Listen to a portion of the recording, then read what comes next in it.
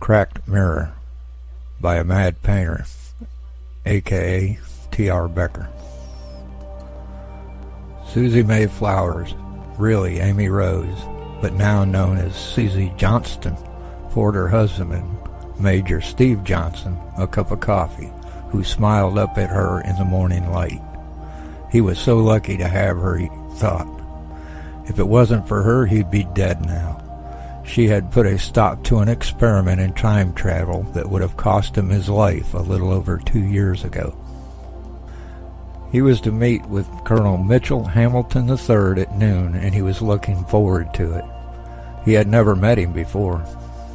He was the head of a secret operation named Amalgamated Contact Organization, or the ACO for short. Steve had learned about him when he was working with Professor Jeffrey Burley. The ACO was all about making contact with any peaceful alien civilization that might be out there. They were well funded, and from what he was able to dig up about them, they wielded real power in the space industry.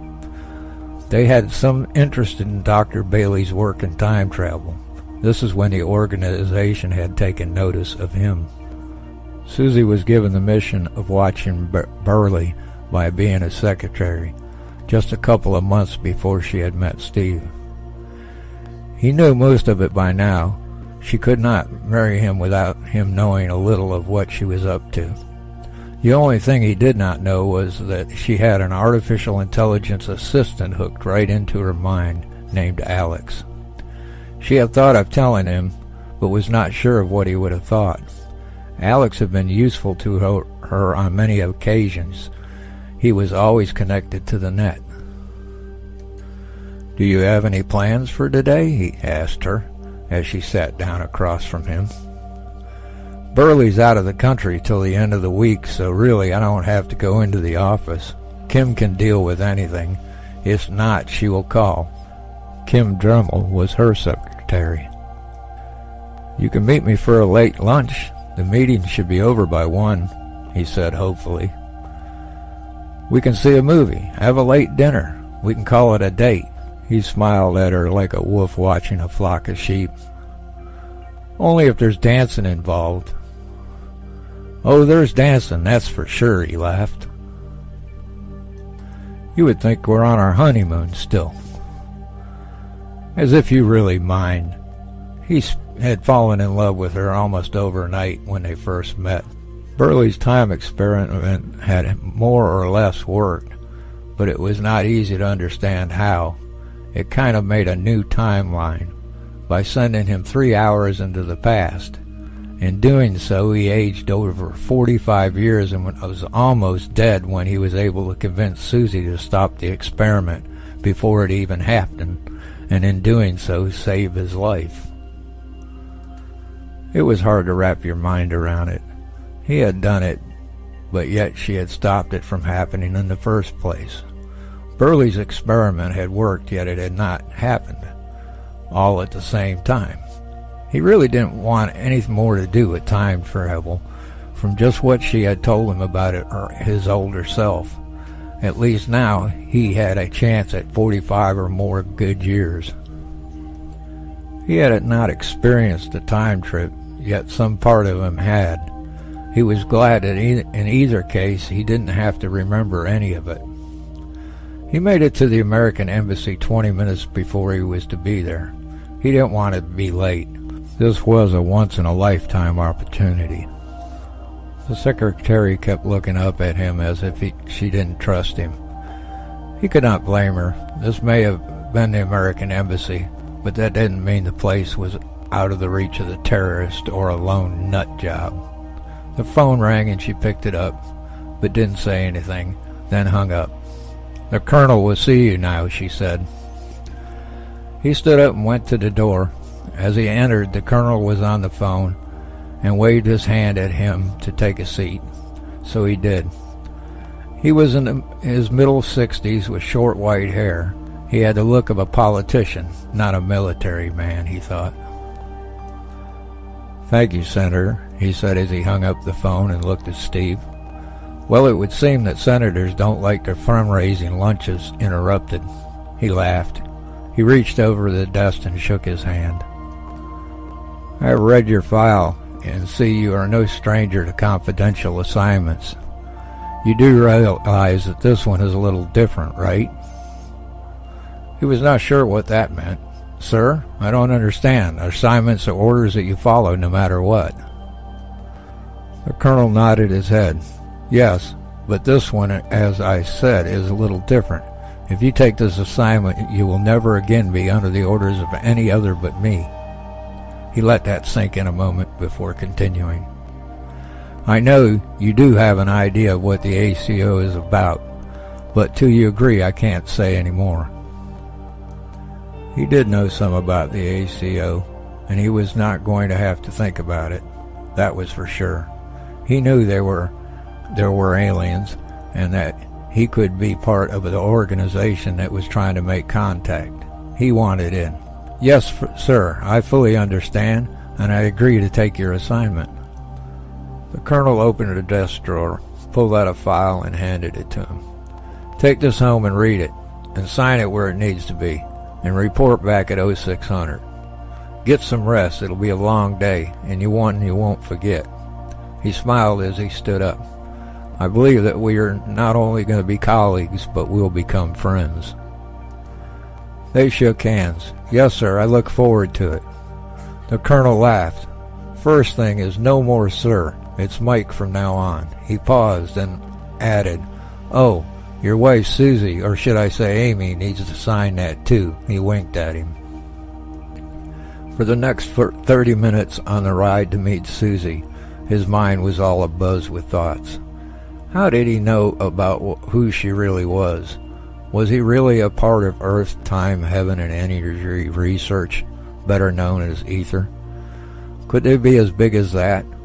Or did the ACO control them?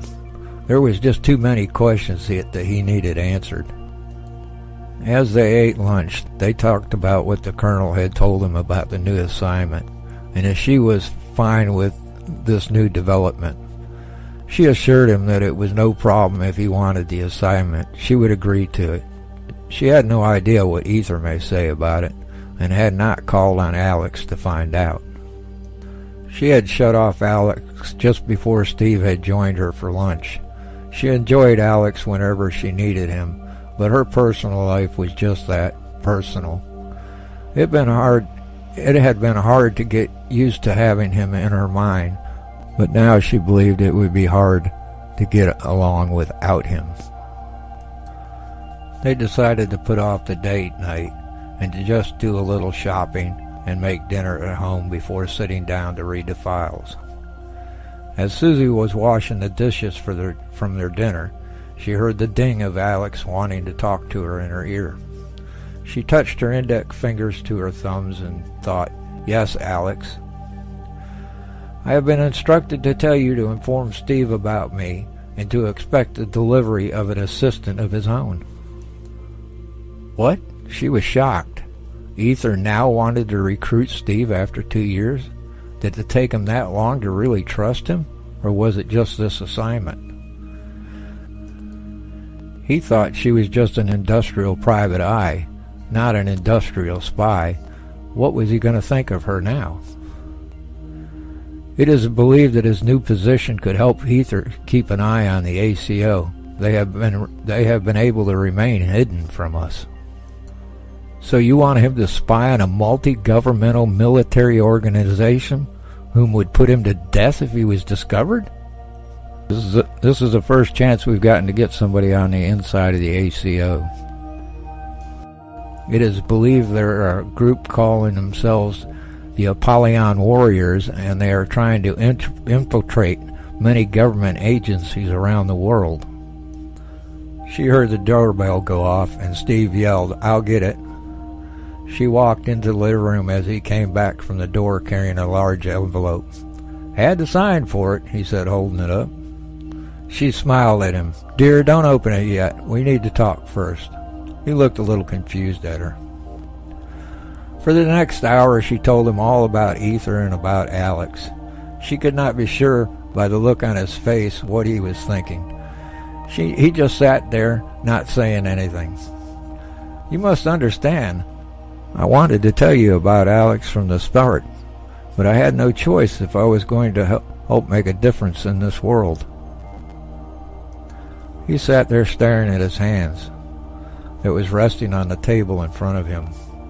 After a moment he sighed and said, "Well, I guess if it wasn't for Ether, I'd be dead and never would have met you." He smiled at her. "They have you convinced that what they are doing is for the benefit of mankind, so I guess I'm in." He picked up the envelope and said, "Okay, let's do this before I change my mind." He was ready when he heard the ding in his mind. "Major Johnston?" It was a sweet-sounding woman's voice with a slight Australian accent. "I'm Kylie. I'm your personal artificial intelligence assistant. I hope we'll become friends." "I'm sure we will," he said out loud, smiling at Susie. "Okay, we're going to need some ground rules around here, I think." Susie was not sure if she was going to like this. It was not just him, her, and Alex now, as it had been. There was a new player that she had to deal with. "Susie, just to let you know, now you will be able to talk with Steve or Kylie whenever you want by my help. And the same with him. He will be able to speak with you or me," Alex informed her. For the next 20 minutes, Kylie filled Steve in what Ether would like from him and what Ether was all about. What both of them were unaware of was the fact that what they were being told about Dr. Benadere was not the truth. He had no idea that Ether had spies anywhere. The truth was it was his artificial intelligence assistant named Alice that was setting all this up without his knowledge. The four of them spent the next couple of hours going over the files that the Colonel had given Steve and signing it where it was needed. There was really not much in it to tell him what he was going to be doing for the ACO. It did say that he would answer to no one but the Colonel or the President. He liked that idea, and he no longer had to wear his uniform. When he awoke at 0500, Susie was already up in the kitchen making coffee. She handed him a cup as he got out of the shower, still dripping. "You better hurry if you don't want to be late for your first day at your new job," she smiled. As he was heading out the door, he asked her how to activate Kylie, just to make sure he understood, which he did. Before he cranked up the car, "Kylie, I hope you and Ether know what you're getting me into." "Oh, yes, sir.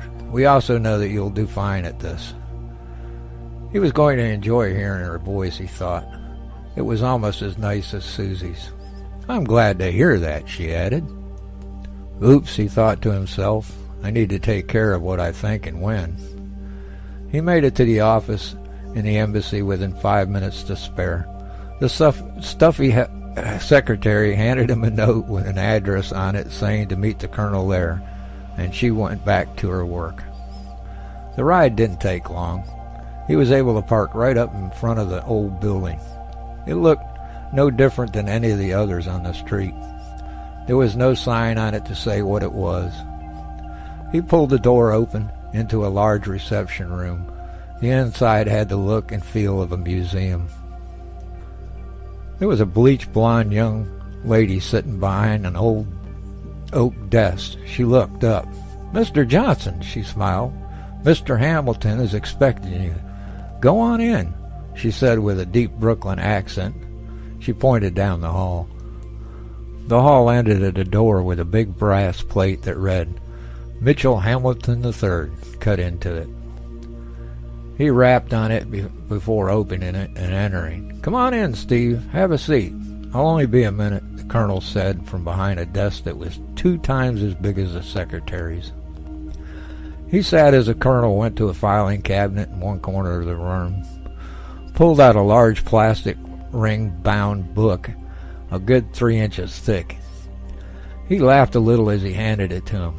"Each page is a verified sighting or a contact across Europe in the last 6 months." Steve's mouth fell open. There had to be over 700 pages in the book. "All of them verified?" he asked surprisingly. "Yes, sir, each and every one." He sat back down as the bleached blonde entered, carrying a tray with a with cups and a canter of coffee. "This is Tina Bellamy, my secretary and bodyguard." He smiled at her as she set the tray down on the desk. In his head, Steve heard, "Watch yourself with that one. She's a Sheila with a love for her work." He was sure that Kylie meant the bodyguard part. "Nice to meet you, Miss Bellamy," he said. "Ah, no, miss, just Tina." She smiled in almost perfect teeth. "I'll let you boys get back to your work." Out the door she went. "She really does a good job around here. Care for a cup of coffee?" He nodded yes, as the colonel poured himself one, then him, holding his out to him. The coffee was hot, and was American coffee at least. "We have an office for you just down the hall. You will have a secretary and a bodyguard assigned. Tomorrow we will set you a couple of interviews with a few we think you'll get along with, but for now Tina will get you set up."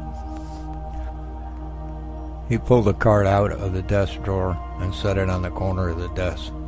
"This will let you in the back door. We park under the building, that way no one knows who's here. We have a few entrances. You will learn them all in no time. We are proud of our ability to keep secret and to be well hidden." "Well, I hope I can be of assistance to you, sir." "I told you no, sir. It's Mike now.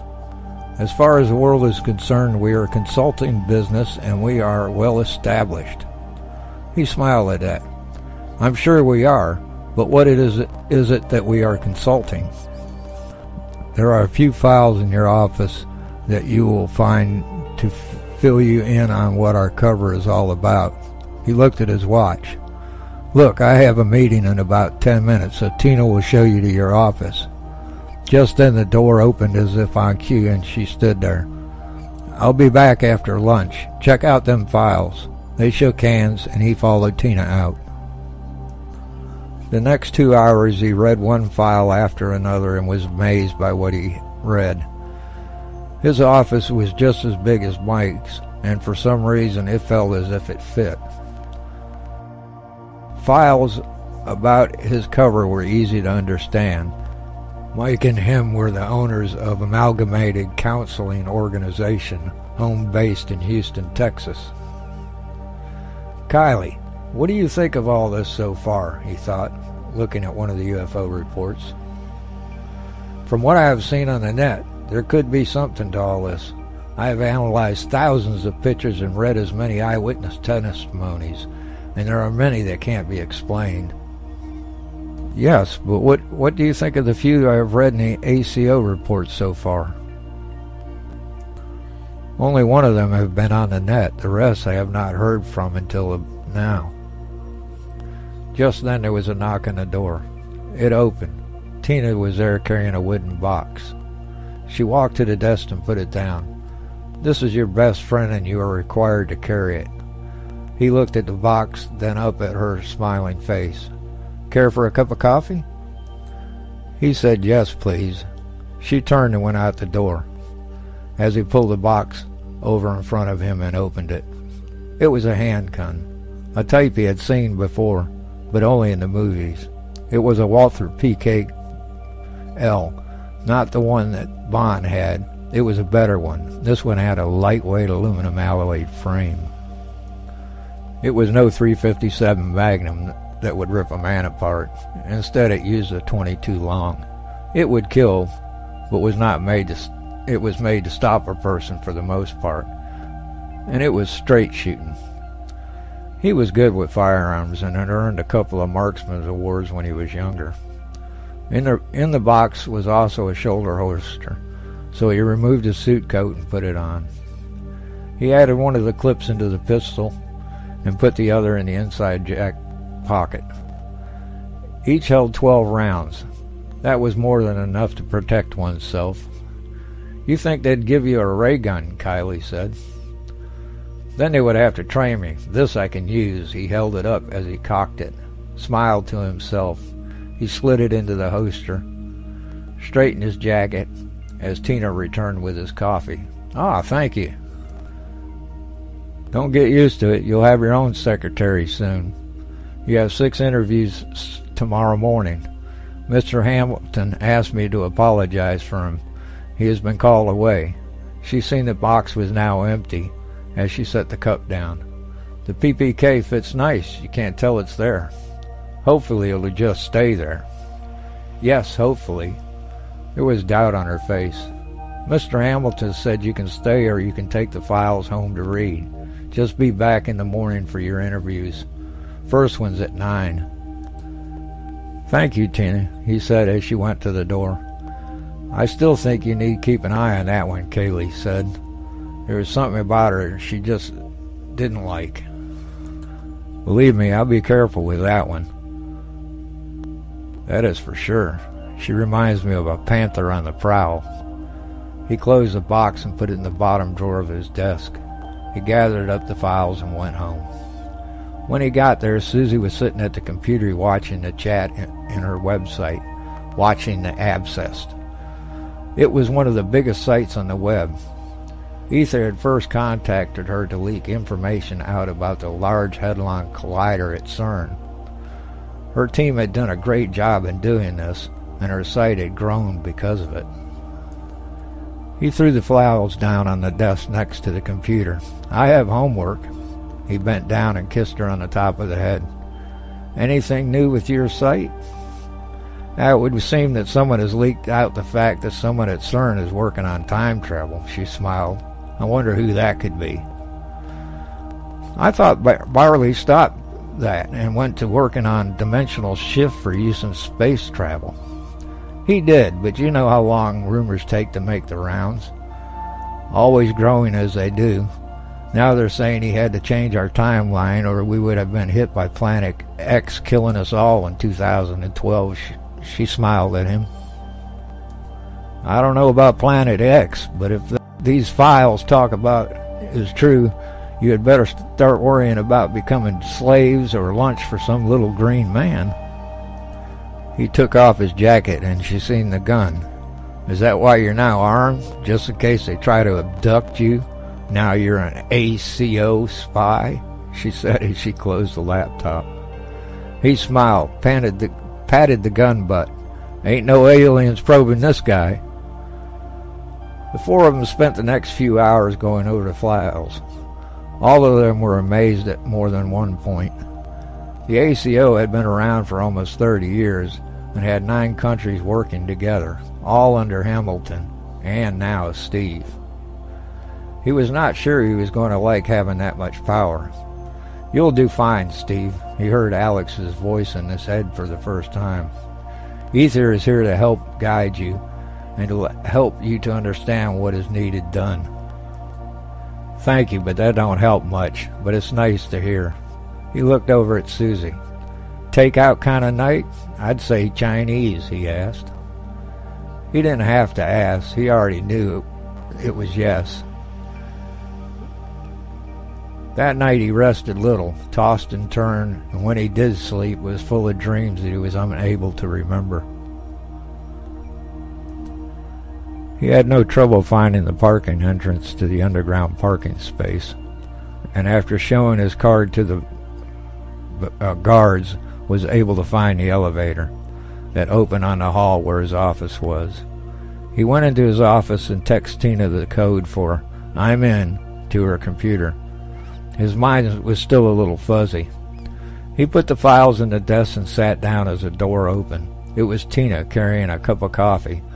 Last time, you'll have to hire your own secretary to get more coffee. By 1400, he had interviewed 6 women. All had known that the job was for the ACO, each having worked in other departments. Each carried their own file. There was only one that he took a disliking for. The rest seemed fine. It was not going to be an easy choice to make, but he knew he had better do it before the day was over. Tough choice you have there, Kylie said, almost in a whisper. Okay, go on. Who do you like? He knew Kaylee wanted to say something during the interviews, but she had not because he didn't ask. Number 1 was pretty, but I don't think she could defend you well. 2 is a straight control freak. 3 should be teaching school somewhere.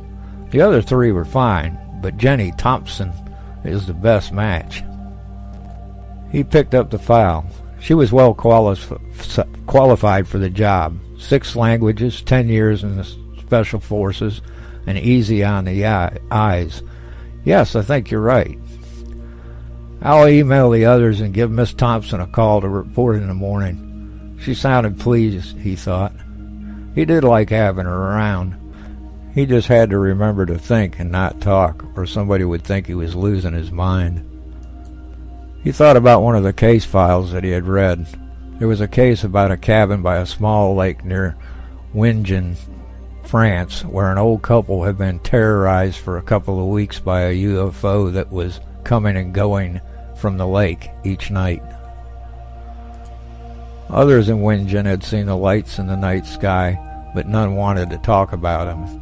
One night the lights stopped, and 2 days later they found the bodies of the couple.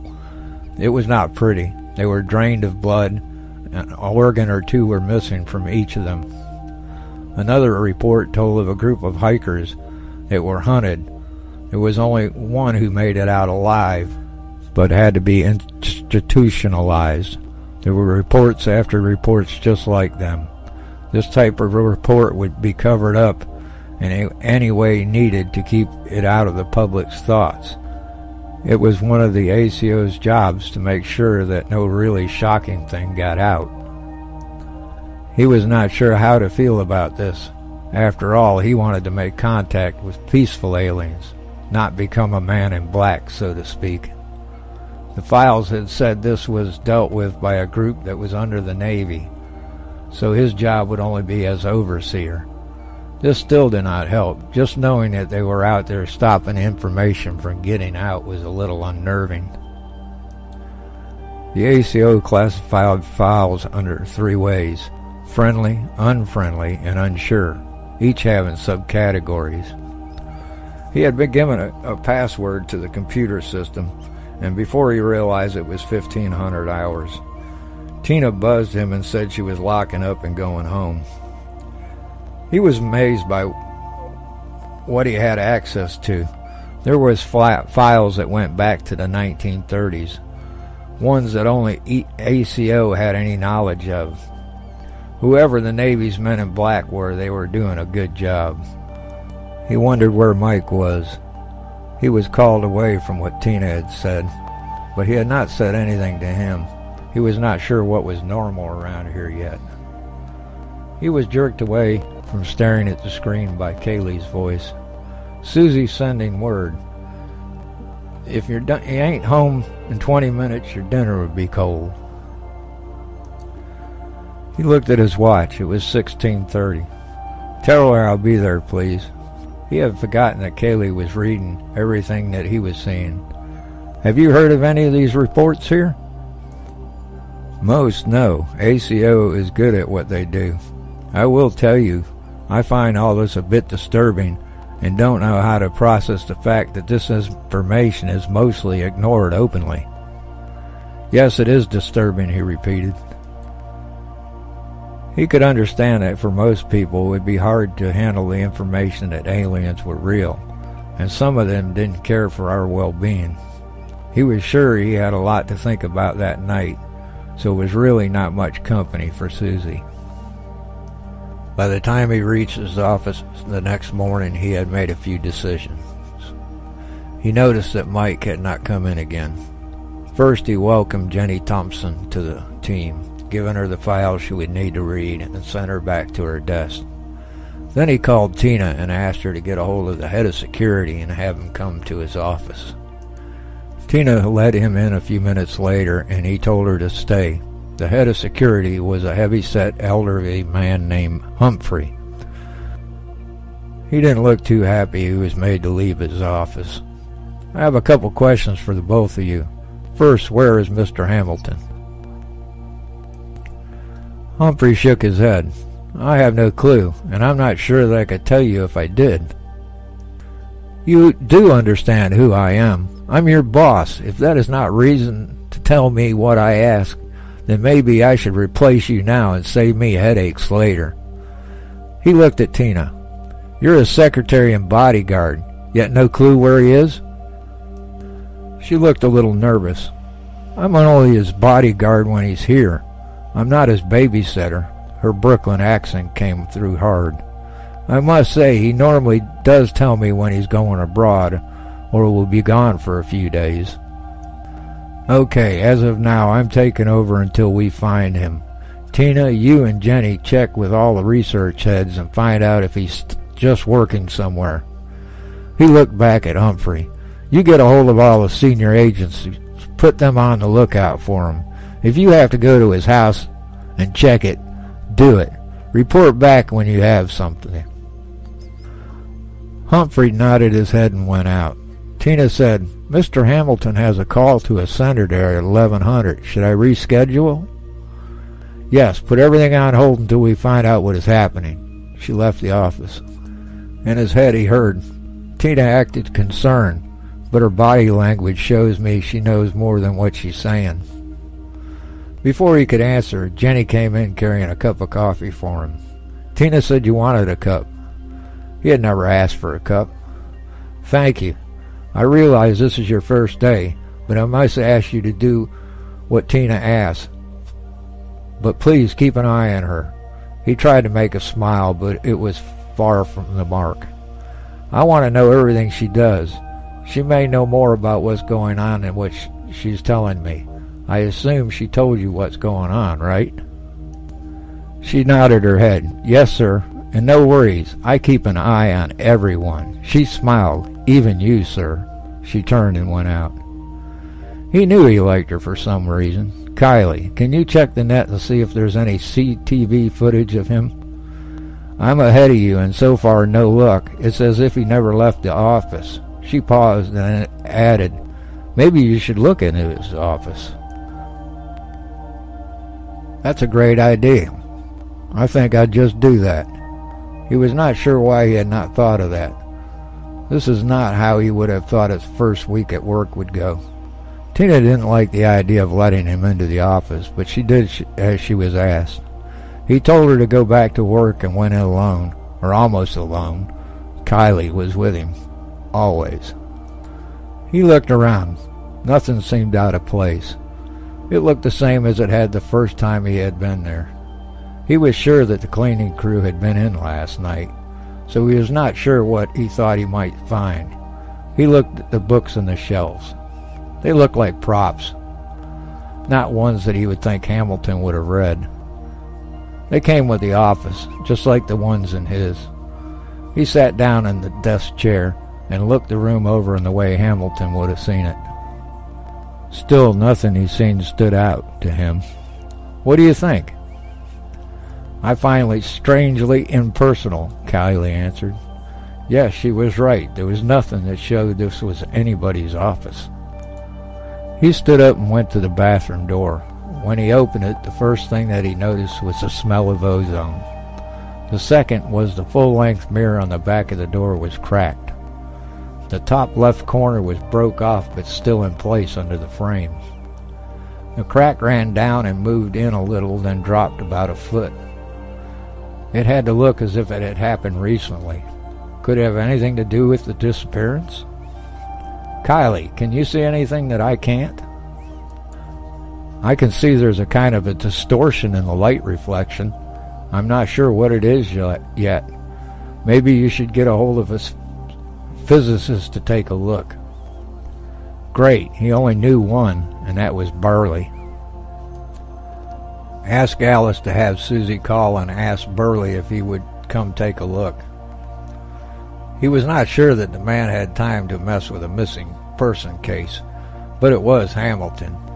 He may just take the time. He looked over the rest of the bathroom and seen nothing out of the ordinary. Susie said Burley will be here in about an hour. That made him feel a little better. He locked the door on his way out, stopped and told the woman that Burley was on his way and call him when he arrived. He went into his office and called Humphrey. There was nothing new. No one knew where he was, nor any idea of where he may be. He spent the next hour just thinking. All of this was so strange. If it had been kidnapping, then why no ransom note? If he just left, why did he not tell Tina, or had he? Why had he not told him he was going to be gone? What was the cracked mirror? Had it happened in some kind of struggle? He almost jumped when Tina buzzed him, saying Burley was there. When he stepped out of the office, he heard clang of metal on the marble floor and Burley's voice. "Damn, I think that thing is expensive." Burley was standing there with both arms full of things. He smiled when he seen Steve. "Well, my good friend, where should we set up?" Both the women looked confused as he led him into the Hamilton's office. "Set the stuff down anywhere." He tried to help, but Burley said he had this. "I must say, I'm happy you came. I have known Mike a long time. We don't always see eye to eye. He has been a good friend, though." He looked at him. "He has helped me get funding, and without his support, we would never have met." Steve opened the door and showed him the mirror. He took his glasses out, put them on, and began to look over the frame.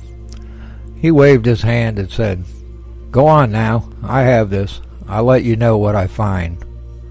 When he left, he asked Jenny to call ahead and run to the deli to get them lunch and have it put on his tab.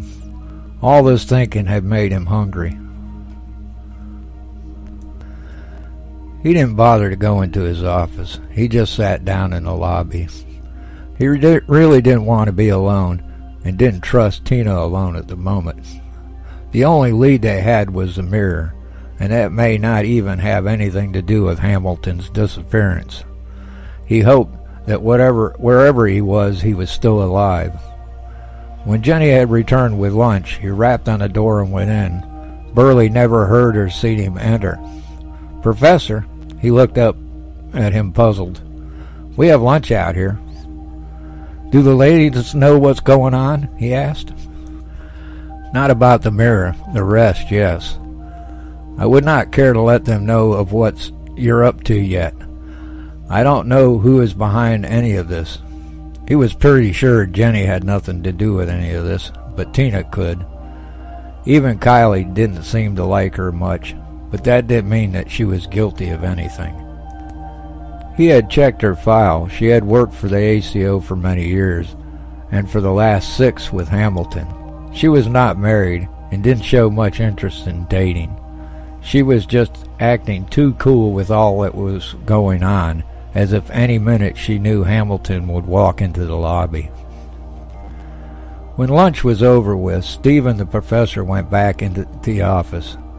Burley set up a couple of instruments, all pointing at the mirror. There was a laptop on the desk, and Burley went to it. After a moment he looked up and said, "Well, I have found something a little strange. The frame has its own magnetic field." "What's so strange about that?" he asked, thinking a lot of things were magnetic. "Well, the first and most obvious is that the frame is made of wood." He smiled. "It's only a millionth of Earth's, but it's there." "What does it mean?" He rubbed his chin a minute and then said, "I have seen this type of magnetic field before. I just can't remember where." His fingers began to move on the laptop faster than Steve thought the old man could move. "Yes, that's it. I knew I had seen it before." Wow, Steve thought. Wood that is magnetic. How could this even happen?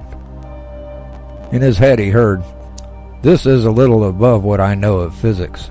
Kylie's voice sounded a little uncertain. "Do you believe he has any idea of what he's doing? He did, after all, almost kill you one time in the past." "Yes, but I did volunteer, and without him I would have never met Susie. He would always be grateful for that." "Okay, do you know why it's magnetic, or how it could be?" he asked Burley. "As I said, I have seen this type of magnetics. It has to do with what is called a bridge that connect the galaxies to each other.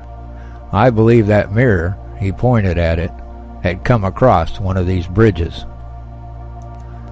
He was saying that the mirror was not from Earth, but some other galaxy. "Are you sure of that?" This would explain the field and the distortion in the reflection. That just may have something to do with the way Mike disappeared. Are you saying that the mirror is something like the one from the book Through the Looking Glass by Carroll? Burley kind of laughed. Well, it's not magic, but it is a doorway, one that goes to another galaxy. Or I believe it was. I may be able to open it again, if you'd like me to try. Could that be where Mike went? Through the mirror? Doorway bridge? Maybe, but even if not, this is a great opportunity to learn about how a gateway can work. This is proof that it does, but we have only been able to teleport a photon or two across the room so far. I'm only wanting to find what happened to Hamilton, not set some scientific precedents. Maybe we'll do both, Burley laughed. Burley said it would take him an hour or so to set up what he thought could repower the light gate, as he called it. So Steve went back out to the lobby. He decided to tell the women what was going on. They sat and listened, not saying anything.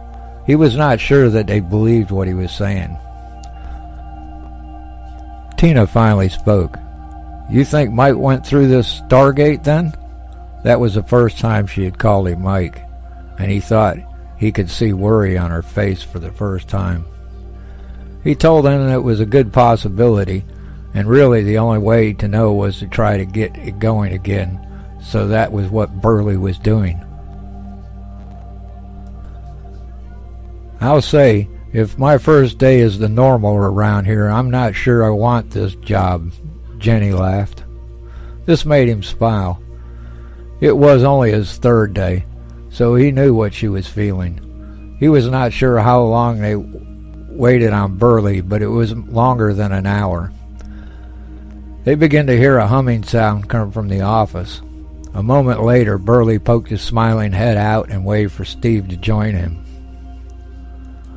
All of them stood up. Not without me, you're not, Tina said firmly. I have more right to know what's going on than you. I've been with him for years. That was true, so he seemed no reason not to let her come in and see what was going on. It took him a minute to take in just what Burley had built out of the stuff he had. The laptop was now on a tripod in front of the mirror. There was a wire running from it to some other box on the floor, and from there a wire run to the top of the mirror frame.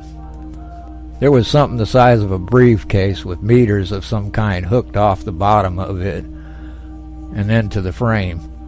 The meters were clicking and lights were flashing away. Barely said with a little pride, Look in the mirror." He turned to look and his mouth fell open. There was no longer the reflection of the office. It was replaced by a moving fog that was a little transparent. He could see something behind the fog, so he took a step forward. There was a figure in there, he thought. In his mind he heard Kylie say, "It's Hamilton." So this is what happened to him. He was walking back and forth in the room he was in. "It's Hamilton," he said out loud. This turned out to be a mistake. From behind him he heard Tina yell, "Mike, my love!" and pushed Steve and rushed at the mirror. Her foot hooked onto one of the wires. "Oh, my love!" she yelled as she fell head first towards the mirror. It happened so fast that nothing could be done. Her head hurt the surface of the glass, but it didn't stop. She just kept going. Steve was pushed into the tripod with the laptop. He tried to sidestep, but it didn't work. He hit it, and it fell, pulling the wires loose. As it hit the mirror's glass a second after Tina passed through, the mirror cracked in a large spider web. The reflection of the office was back. There was a little smoke coming from the now mangled laptop on the floor. The three of them stood there staring at the mirror for a few minutes before anyone could talk. Now, not only Hamilton was gone, but now so was Tina. He had no clue how he was going to explain any of this, or who he was going to explain it to. The next couple of days were a big mess, and took a lot of work for Jenny and him to clean up. It turned out there was only one person he had to report to, and that was the president, who instantly promoted him to colonel, and he was to continue running the ACO as he seen fit. He wanted Burley to take the mirror back to the lab and to keep reporting to Steve about what he learns. He was going to have to find his own second-in-command now. He wondered if Burley could be taken into ether now. If so, then Susie could be freed up to join the ACO. She would make a great second-in-command. Ether not only had a man on the inside, but was now going to be helping to run it. "So, Kaylee, what do you think of Tina now?" he asked when he was wondering if Hamilton felt the same way as she did. "I have come to the conclusion that I may never understand human emotions." "Well, join the club. I don't understand them either." They may not have been able to save Hamilton and had even lost Tina, but they had learned more or less what had happened. There was no telling if it was on purpose or accidental. What happened to Tina was accidental. He had figured her all wrong. She was a woman in love, and that was something he didn't believe anyone could understand.